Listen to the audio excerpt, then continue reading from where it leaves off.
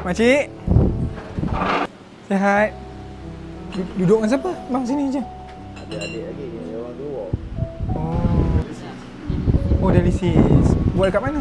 Buat dekat Muar Dialisis. Oh mau dialisis. So seminggu sekali ya bang? Ke 4 hari? 2-3 kali. Seminggu 3 kali. Dah lama dah cik? 2 tahun. Datang hari ni masuk Tanjung Selabu. Kan? Kita melawat lah rumah-rumah yang kita boleh datang melawat hari ni. So abang full time duduk sini? Memang duduk rumah ni?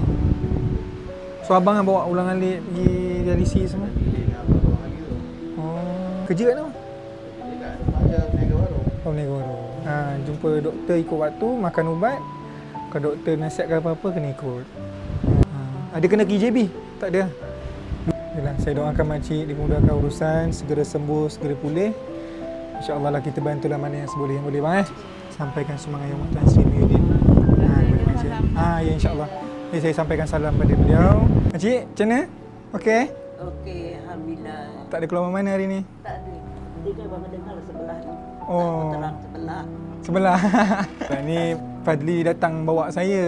Datang ni kita bawa lah sikit sumbangan. Makcik duduk rumah dengan siapa ni? Ada adik, tapi adik hari ni tak ada, dia di Kelantan. Oh, ada selalu check up doktor? Ada. Memang ada lah kak. Masih. So akak duduk sini juga? Kita duduk ke kambing, kadang kita mari.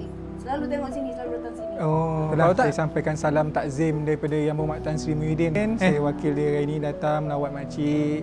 Melawat beberapa rumah kat sini lah. Kita apa yang boleh bantu. Tak banyak pun kak. Adalah sikit bakul makanan ni. Dengan sumbangan RM8 sikit. Ikutlah pesanan doktor cik. Doktor suruh makan ubat A, makan ubat A. Doktor suruh makan ubat B, makan ubat B. Okey makcik saya minta diri dulu. Terima kasih banyak makcik. Alright. Okey. Right. Terima kasih.